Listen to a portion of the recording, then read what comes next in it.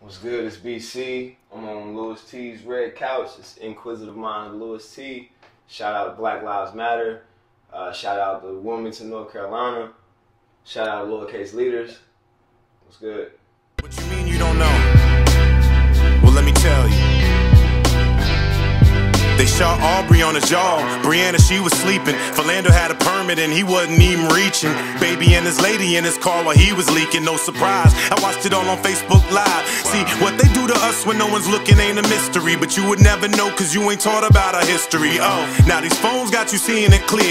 Man, that knee been on her neck for like 400 years. And the pain and the rage come from hundreds of cries. But every time a black mother had to bury their child. Trayvon was walking home, Tamir was in the park, Botham was in his living room. They shot him in the dark. They do dirt, cover it, never see the slammer. So RIP to everyone who died off camera. My own people killing us, now cops is too. Now tell me what the fuck am I supposed to do? Come on, black people out in the streets, time to wake up. Allies. All right, so everybody, thanks for tuning in. This is Inquisitive Mind Louis T on the Red Couch. And today on the Red Couch, I got my man. BC, Brandon Cagle. Lowercase Leaders, Wilmington, North Carolina, also Greensboro, North Carolina. Yeah, 336. Well, initially I wasn't an organizer. I don't think anybody was. There wasn't any organization that that first night of the protest. I think that Saturday there were people out at the 1898 memorial, and I missed that. I wasn't able to attend that, and it was like, you know, after George Floyd, like watching that, like I was enraged, you know what I'm saying? And like having the conversations, you know what I'm saying? I'm in a few different group chats. We going back, we talking in the group chat, like, man, look at, you see his face? Like, look at this thing, man. Like, you know, and it was just so much anger. And it was just like, man, we gotta do something, like something. And then you just sit back and you can see Minneapolis. It was just like burning that shit to the ground, bro. And I was just like, man, let it burn. Like, you know what I'm saying? Burn it down. I don't care. And I saw the people that was at the 1898 memorial. I didn't even know anything of it. You know, I didn't even know they were going to be out there. And I saw that they was out there in the rain. And I had been working, it's during the pandemic, I've been working like 55, 60 hours, you know what I'm saying, every week. So I've been going ham in the OT, you know what I'm saying, just been pouring myself into work, just trying to make bank and just kind of stack my bread. And then that shit happened and I just completely lost focus. I hadn't been able to focus on anything else. It's just been that rage that I have of just like, I can't believe it. You know what I'm saying? You just got to do something. So I was upset that I missed that protest at the memorial, because the memorial is like a special place to me. Like, learning the history of Wilmington, not being from here, but learning that and like knowing that happened is crazy to me. You know what I'm saying? So I didn't even answer your question, man. My bad about the protest, man. I'm sorry. No, you did. Like, how did you go from being angry, ready to burn shit down, to actually getting involved, you know? It happened, like I said, when Lily asked me that the night before if Wilmington could burn down, I was like, I don't care. I think it could. But then when I went out there in the day leading up, you could see people were saying like, look, this ain't an official protest. Don't go. You could see. It wasn't. And then we felt like people were still gonna go. Kids were definitely gonna go. When I say kids, teenagers, there's a lot of, you know what I'm saying, black youth that are like dealing with that same rage and like trying to figure out how to process it and like angry. So they're absolutely like, we about to go out into the streets. And then for people to say, you know what I'm saying, don't go, I felt like that was misdirected, because they're obviously gonna go. Like, people are obviously gonna go. So I went out there, Lily went out there, and I remember getting into it with Lily because while we were out there at the protest, we had a little thing where she was like, not all cops are bad. And I was like, well, where the fuck are the good ones when the bad ones do something wrong. And, you know what I'm saying, we just had this back and forth, me and her, about, you know what I'm saying, I thought she was with me, and I was just like, whoa, then you get out here and say some not all cops are bad shit. So I'm like, I'm pissed with her now, you know what I'm saying? So now I'm just like super enraged at this protest, bro. Like, I'm a ball of fire, bro. So like, the night goes on, like, you know what I'm saying, we spill into the street, and then we see the response that we get from the police, like how they lined up and came with their riot squads. And it was just like, wow, that's wild. So then, next thing you know, one thing lead to another. Shit, I don't even know. Like, they said somebody was throwing shit at them. No, this is what they said. Somebody had a Molotov cocktail. Somebody said, I ain't seen no Molotov cocktail, and the damn show wasn't no fire. So, I don't know where that story came from, but that's what they said. And then the police said that somebody, they showed up in riot gear because there was a shooting. ShotSpotter detected a shooting about a mile away. But that shit was so far away from the protest, that had nothing to do with them showing up in riot gear on 3rd. If ShotSpotter detected shots on 10th or 12th. Yeah. And then if you're showing up to protect us, why are you in riot gear? So it was just like, we were there, we were on the ground, and then, like, when shit started getting crazy, they said it was unlawful, and it wasn't getting crazy. We was just in the streets, and then we would get off the streets. You know what I'm saying? Like, when the cars, when it was no traffic, we weren't in the streets. Then when it was, when it was no traffic, we was in the streets. But when it was traffic, we get out the street. But they showed up, really aggressive, flexing, and like down here they had a line, you know what I'm saying, and it was like, it seemingly like we was blocked in. So tension started rising, and then they said it was unlawful. They said we had to leave, but wasn't nobody leaving because we was being peaceful. Like, we weren't defacing property, we weren't being like destructive in any way. We were just protesting in the street, exercising our First Amendment right.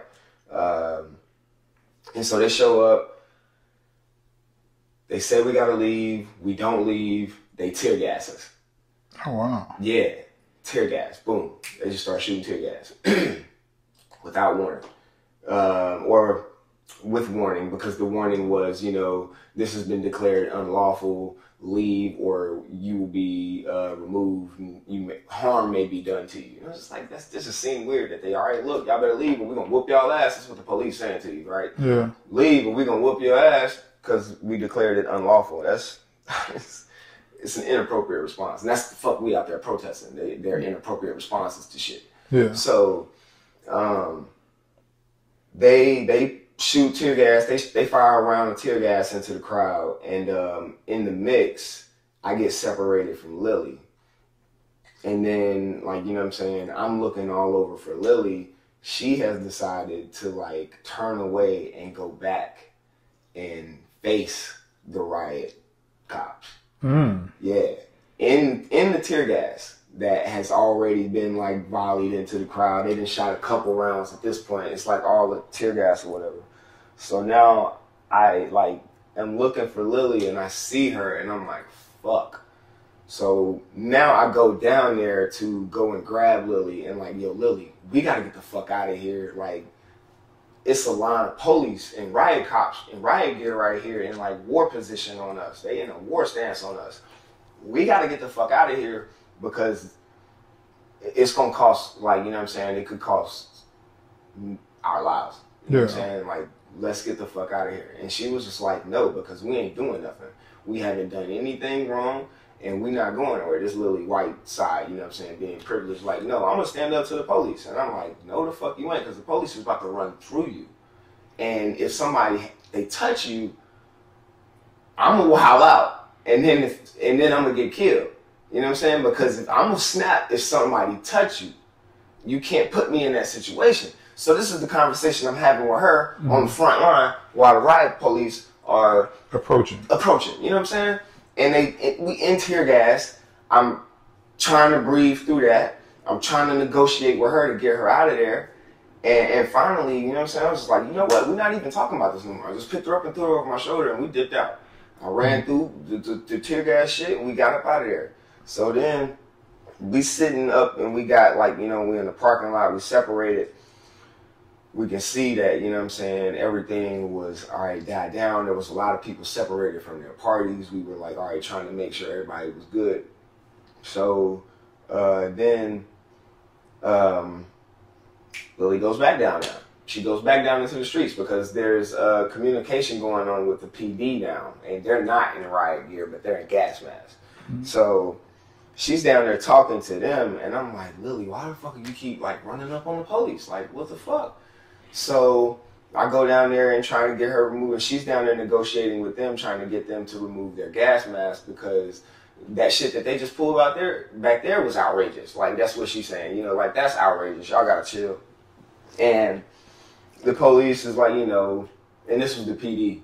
And they like, I don't even know what they were saying, but it was basically like, that's not us. That's the riot group or whatever. So the people that came to kind of disband the protest was like a special band of the WPD? Of the Sheriff Department, of the Brunswick Sheriff Department, of the Pender Sheriff Department is what we've come to find out retro or, yeah. After the fact. After the fact. So it wasn't even WPD. It wasn't even the police department. Mm-hmm. It was sheriffs. It was the sheriff. People that we vote for. Yes. Yes, bro. So after Lily's negotiating with them, like I'm saying, I'm filming it. They take their mask off, they kneel, and then they're like, all right, we'll give y'all 5 minutes to disperse. Bro, by now we are on the sidewalks. Like, you know what I'm saying? Like, think about it. Like, in this chaos that's just ensued because they decided to tear gas, you know what I'm saying, a peaceful protest, there's people that got separated from their people.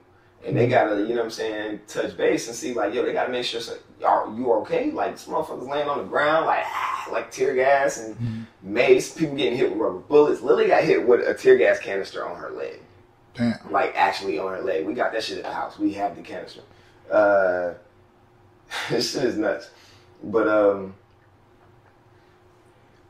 people running, they shooting rubber bullets, not off the ground, but straight into the crowd. It's nuts. So people separated, and then we gathered, people reconvened on the sidewalk, and I guess, you know what I'm saying, people trying to find their people, trying to like make sure, yo, you good, you good? All right, good. Where are you parked? Where you parked? How can you get to your car? How can you get to your car? And it's just fucking chaos, bruh. And then they like, all right, we'll give y'all 5 minutes to disperse. 5 minutes. Not even 3 minutes into that 5 minutes, more tear gas. More.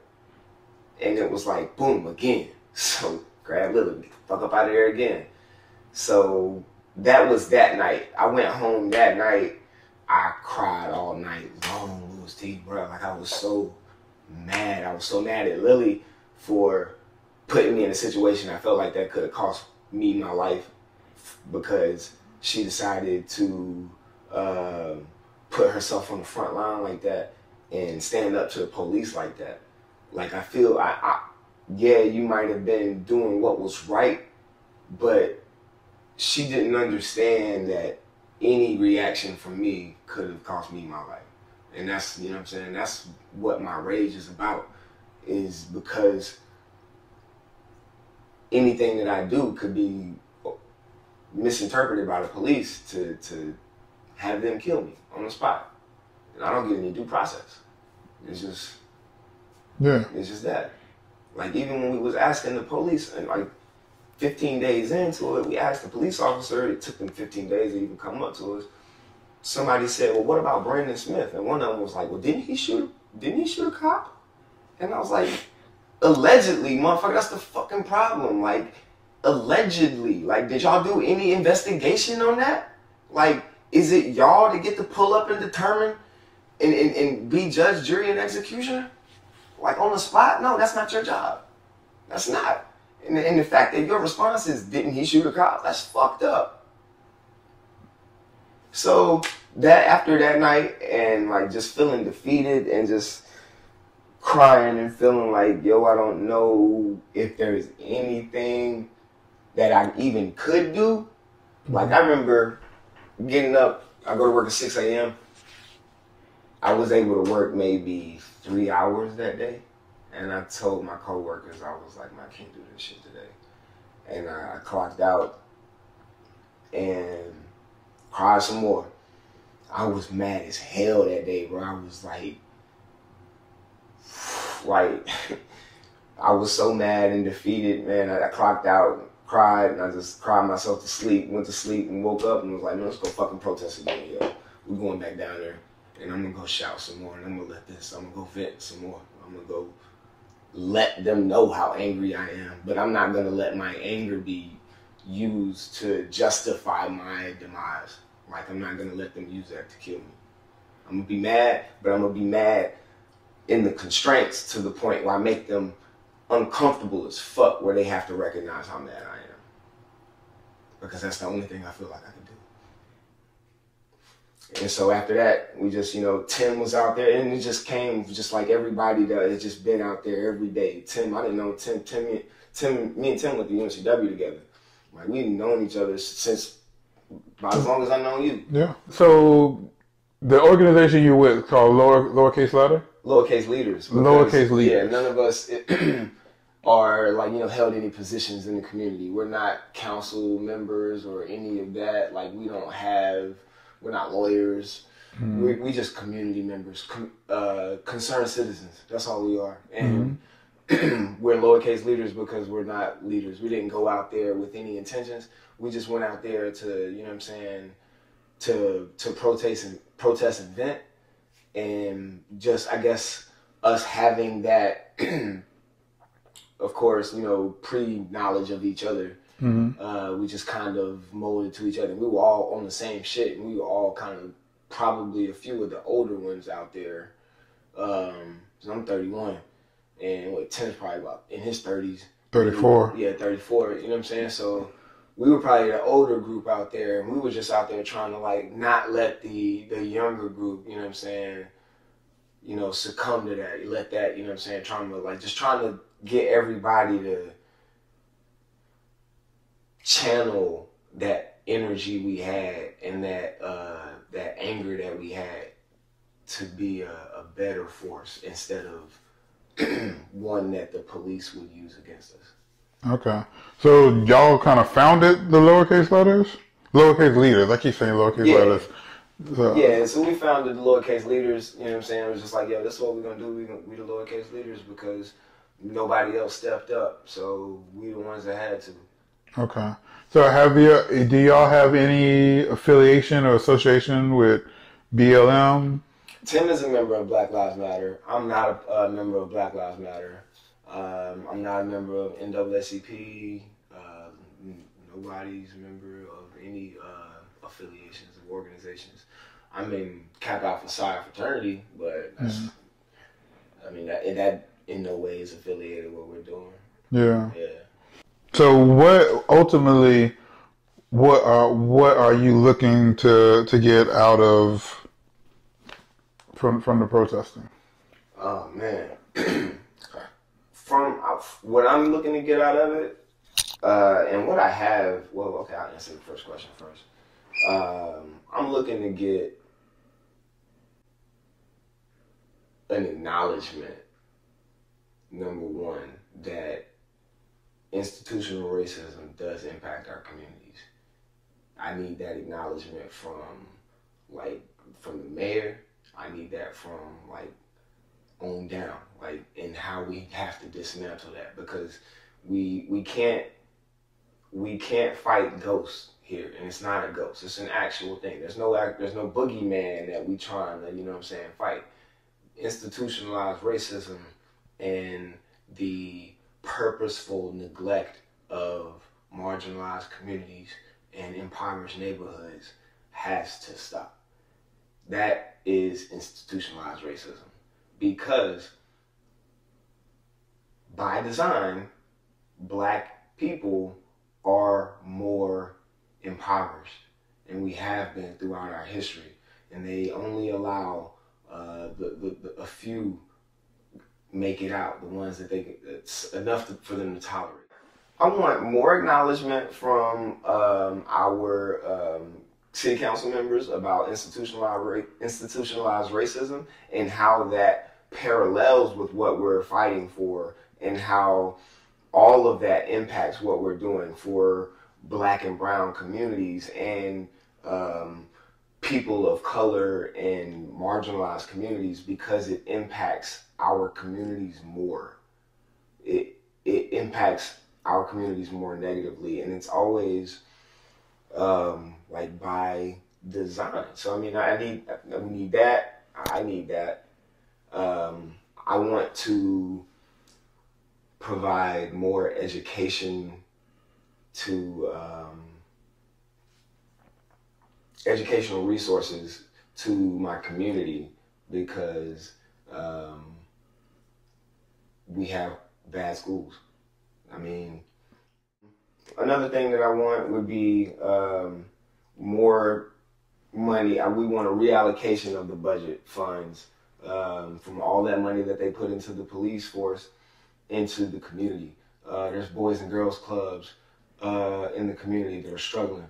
Like, you know what I'm saying? Like, we need more community clubs. We need more boys and girls centers around town. You know what I'm saying? We need places for kids to go in the afternoon, places for them to go in the morning. We need all that. We need community involvement. We need more programs. We need community policing.